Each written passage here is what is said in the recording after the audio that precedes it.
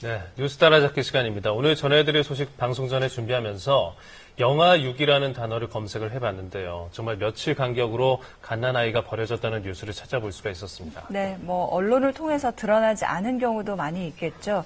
실제로 밝혀진 통계를 보면요. 지난해 같은 기간과 비교해서 2배가 넘게 증가를 했다고 합니다. 김기은 기자와 얘기 나눠보겠습니다. 네, 아이를 버린다는 게 참 잔인한 짓인 것 같은데 왜 이렇게 영아6이 사건이 늘어날까요? 네, 여러 가지 이유가 있겠지만 분명한 건 이런 영아6이 사건의 당사자가 대부분 미혼모라는 사실인데요. 원치 않은 임신과 준비되지 않은 출산이 이들에게는 공통점이었습니다. 혼자 키우자니 경제적으로 어려운 것은 물론 주변의 시선이 부담스럽고 보육시설에 맡기자니 입양 절차도 까다롭고 이러지도 저러지도 못하다 결국 극단적인 선택을 했다고 하는데요. 그렇다고 이렇게까지 해야 했을까요? 잇따르는 영아6이 사건 취재했습니다. 모텔에서 나온 한 여성의 손엔 검정색 비닐봉지가 들려 있습니다. 수건으로 꽁꽁 싼 무언가를 안고 건물로 들어가는 또 다른 여성. 아기를 버린 엄마들입니다. 세상의 빛을 보기도 전에 부모에게 버림받고 목숨을 잃은 아기들. 올 7월까지만 하더라도 152건이 발생했습니다. 2012년 같은 기간과 비교하면 2.4배가 증가했고 2009년에 비하면 무려 3배나 늘었습니다. 문제라고 보이고요. 그것이 이제 최근 한 4, 5년 사이에 급증하는 추세이기 때문에 무엇인가 필연적인 이유가 있을 것으로. 경남 창원의 한 주택가 35도를 웃도는 살인적인 더위가 계속되던 지난 13일 이 건물 화장실 입구에서 심상치 않아 보이는 물건이 발견됐습니다.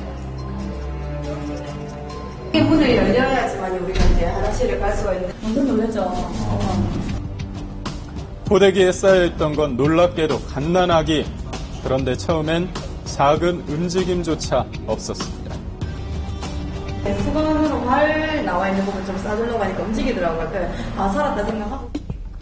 다행히 아기는 건강했습니다. 몸무게 2.7kg에 키 40cm인 여자 아기였는데요. 하지만 아기의 이름도 생년월일도 알 수 없었습니다. 생후 일주일 미만으로 좀 보였고, 병원 관계자들한테 확인한 거는 이틀에서 한 3일 정도 됐다고 말씀을 하시더라고요. 갓난아기를 버린 사람은 누굴까? 경찰은 먼저 주변 병원부터 돌며 최근 출산한 산모들의 기록부터 자세히 들여다봤습니다. 출산일자와 아기의 성별 등을 꼼꼼히 따져봤습니다. 하지만 결정적인 단서는 건물 입구에 설치된 CCTV에서 확보했습니다. 당연히 그 건물에 들어간 사람, 인사상을 다 파악을 했어요. CCTV 영상 분석하고 의심스러운 사람이 있어가지고. 경찰은 아기가 발견되기 5분 전에 건물에 들어갔던 한 젊은 여성에 주목했습니다. 그리고 보름여 만에 드러난 진실. 영아6이 혐의로 26살 정모 씨가 경찰에 붙잡혔습니다. 그런데 정 씨는 아기 엄마가 아니라며 발뺌했습니다. 하지만 경찰이 DNA 검사를 요구하자 그제서야 사실을 드러났다고 하는데요. 자기 혼자 탯줄을 가위로 자르고 그다음에 이제 실로 묶은 다음에 아기를 씻긴 후에 아침에 바로 여기 장소에 버린 겁니다. 태어난 지 10시간 만에 화장실 앞에 버려진 아기. 도대체 엄마는 왜 이런 극단적인 선택을 한 걸까요? 정 씨는 혼자 사는 미혼 여성이었습니다. 결혼을 한 적이 없다는 얘긴데요. 발견되고 그래서 설마 했는데 그 다음 며칠 지나면 계속 집에 돌아다니는 거예요.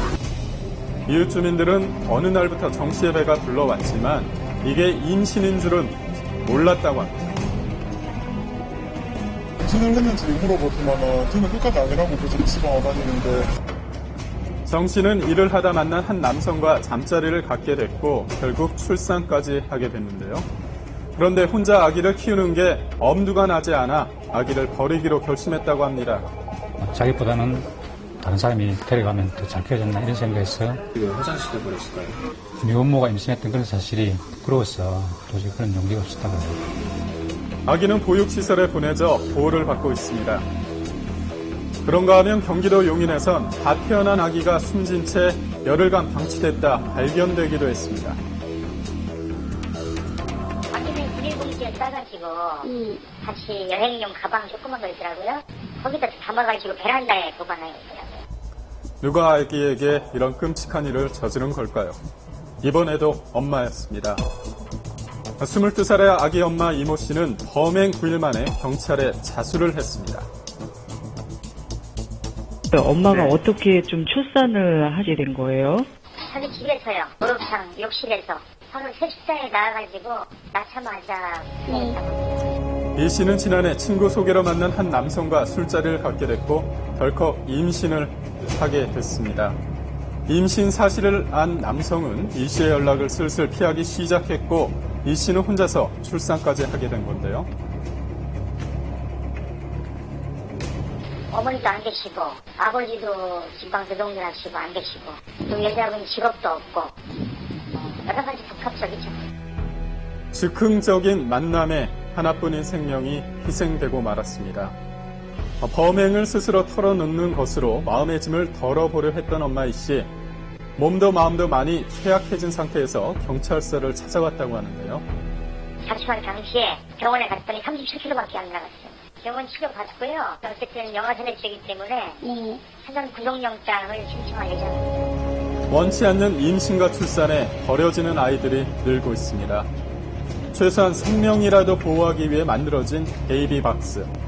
일반 보육시설이 아닌 한 종교단체에서 운영하고 있었는데요. 이 작은 상자에 버려지는 아이들도 늘고 있습니다. 1년 전부터 까다로워진 입양 특례법이 영향을 줬다는 의견도 있는데요. 일단 주민등록상에 입적을 시켜야 되는 것, 등록을 해야 되는 것, 그리고 부친의 동의도 다 있어야 되고 그런 것들이 아무래도 출산 이후에 좀 더 손쉽게 입양하는 절차를 지연시키는 것은 틀림이 없고요.